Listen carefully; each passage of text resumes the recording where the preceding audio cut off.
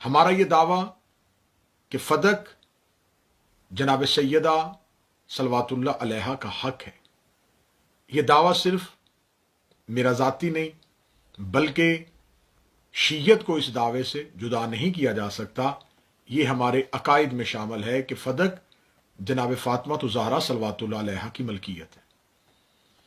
اب جب رسالت مآب صلی اللہ علیہ وآلہ وسلم نے اس جگیر کو جناب سیدہ کے نام لکھا تو ہمارا پہلا سوال یہ ہے کہ رسالت مآب نے کس حیثیت سے لکھا؟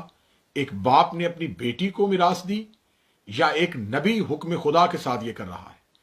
تو قرآن اس بات پہ شاہد ہے کہ رسول اس وقت تک نطق نہیں کرتے جب تک اللہ کا حکم نہ آ جائے۔ تو خدا کے حکم کے ساتھ بولنے والے رسول نے بحکم پروردگار اس جگیر کو جناب سیدہ کے نام پہ لکھا، اور یہ تحریر رسالت مآب نے جو لکھی اس کو معتبر کتابوں سے ثابت بھی کیا،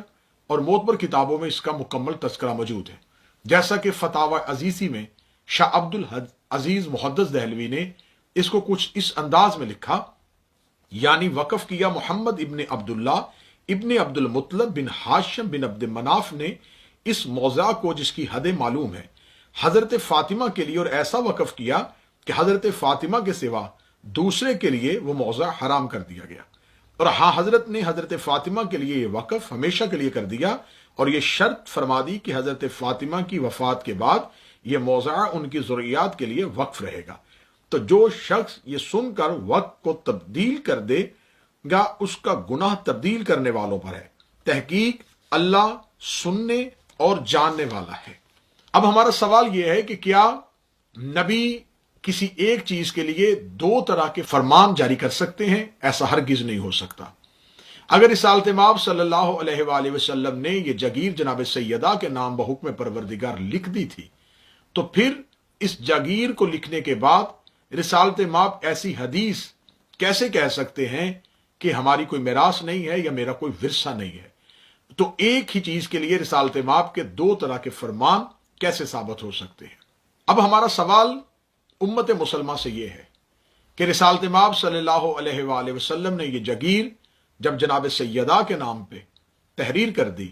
تو اب اس کی ملکیت جناب سیدہ کے پاس ہے۔ اب یہاں پر دو طرح کے دعوے ہیں۔ پہلا دعویٰ یہ ہے کہ یہ جگیر امت کا حق ہے، دوسرا دعویٰ ہے کہ یہ جگیر جناب سیدہ کا حق ہے۔ اب یہاں پر ایک مسلمان بن کے، ایک منصف مزاج مسلمان بن کے ایک سوال کا جواب آپ کو ضرور دینا پڑے گا کہ اگر امت کا حق ہے تو پھر معاذ اللہ ثم معاذ اللہ کیا جناب سیدہ کے پاس جتنی دیر تک یہ جگیر رہی تو کیا جناب سیدہ امت کے حق پر معاذ اللہ ناجائز قابض رہیں؟ یہ پہلا دعویٰ۔ تو اس کا نتیجہ یہ نکلے گا، اگر ہم کہیں گے کہ یہ جناب سیدہ کی ملکیت ہے تو پھر آپ کو یہ تسلیم کرنا پڑے گا کہ جناب سیدہ کی ملکیت کو غصب کیا گیا۔ اب آپ کے پاس تیسرا رستہ کوئی نہیں ہے، یا تو یہ مانے کہ یہ امت کا حق تھا اور معاذ اللہ جناب سیدہ نے اس پہ قبضہ کیا، یا پھر یہ مانیے کہ یہ جناب سیدہ کا حق تھا اور جناب سیدہ کے حق کو سیدہ سے غصب کیا گیا۔ اگر ہم ایک لمحے کے لیے معاذ اللہ ثم معاذ اللہ اس میں یہ کہہ دیں گے کہ یہ امت کا حق تھا تو جناب سیدہ کے پاس جتنی دیر یہ ملکیت میں رہا، کیونکہ یہ تو تاریخ کی کتابیں اس بات پہ شاہد ہیں کہ جب جناب سیدہ کی اس جگیر کو دوبارہ حکومت نے قبضے میں لیا تو جناب سیدہ کے وہاں بیٹھے ہوئے عامل کو اٹھایا گیا، اسی لیے جناب سیدہ نے دربار میں آ کے یہ سوال کیا گیا تھا کہ مجھ سے میری جگیر کو کیوں چھینا گیا اور میری جگیر سے میرے عامل کو کیوں بے دخل کیا گیا۔ اس کا مطلب ہے کہ جس وقت حکومت نے جناب سیدہ سے یہ جگیر حاصل کی اس وقت جناب سیدہ اس پہ مالکن کی حیثیت سے موجود تھی اور ان کی ملکیت میں تھا۔ اگر ہم کہیں گے یہ امت کا حق تھا تو سیدہ کے تصرف میں کیسے رہا؟ تو اگر ہم کہیں گے کہ معاذ اللہ یہ امت کا حق تھا اور سیدہ اس پہ مالکن بن کے بیٹھی ہوئی تھی، یا سیدہ نے اس کو معاذ اللہ ناجائز تصرف میں لیا ہوا تھا، تو پھر اہل سنت کی معتبر کتابوں میں صحیح مسلم سے لے کے اور جید کتابوں میں یہ درج ہے کہ جو کوئی کسی ایک مسلمان کی ایک بالش زمین کو ظلم کے ساتھ اپنے قبضے میں لے لے گا تو اس زمین کے ساتوں طبق اس کے گلے میں توق بنا کے ڈال دیے جائیں گے۔ دوسرا سوال کہ اگر جناب سیدہ صلوات اللہ علیہا دربار میں کسی اور کی ملکیت کے لیے اپنا مطالبہ کر رہی ہیں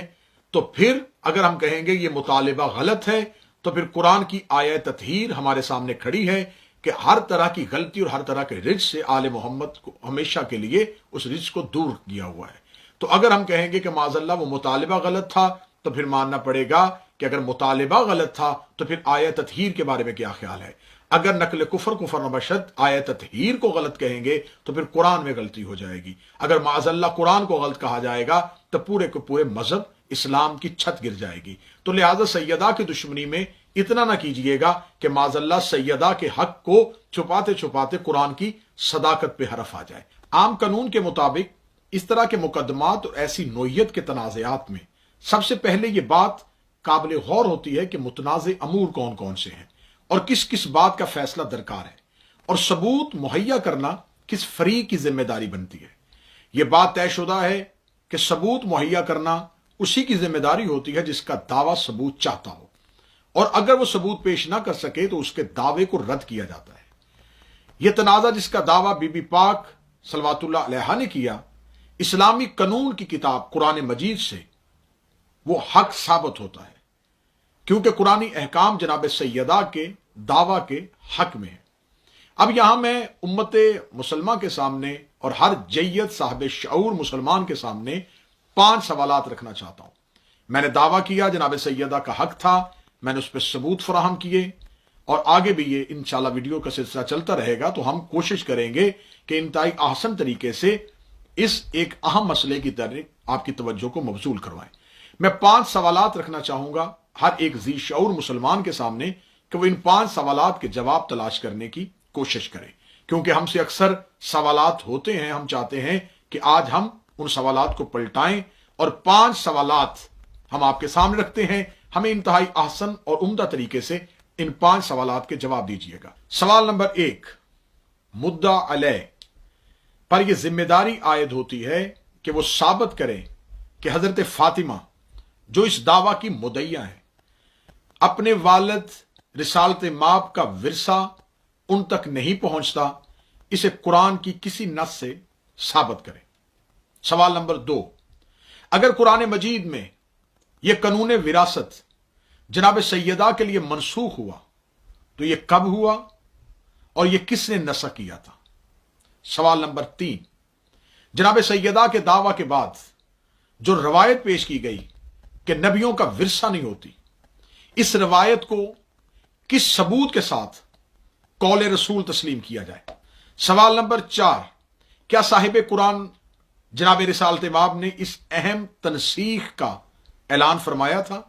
اگر یہ اعلان کیا تھا کہ یہ آیت منسوخ ہو چکی ہے قانون وراثت کے لیے، تو یہ کب، کہاں اور کس کے سامنے ہوئی؟ سوال نمبر 5، کیا ایک صحابی کی بیان کردہ روایت قرآن کے مقرر کردہ قانون کو منسوخ کر سکتی ہے؟ اگر کر سکتی ہے تو اس کی کوئی مثال پیش کیجیے گا کہ کب، کہاں اور ایسا کس کے سامنے ہوا تھا۔ یہ وہ سوالات ہیں جس کا جواب مجھے ہر ذی شعور مسلمان سے چاہیے۔ اب صاحبان، ہم آپ پہ یہ مسلط نہیں کرتے کہ آپ یہ جوابات ہماری مرضی کے مطابق دیں، آپ اپنے عقل اور اپنی تحقیق کے مطابق ان سوالات کے جوابات تلاش کرنے کی کوشش کیجیے گا۔ ہمارے ہاں مذہب جعفریہ میں نظریات اور عقائد مسلط نہیں کیے جاتے، ہم اسی قرآن کے قانون کے مطابق زندگی گزارتے ہیں۔ لکم دینکم ولی دین، تمہیں تمہارا دین مبارک، ہمیں ہمارا دین مبارک۔ آپ اگر حقائق تک نہیں پہنچتے تو یہاں یہ بات بھی کہنے میں کوئی آر محسوس نہیں کروں گا کہ اگر آپ اللہ کو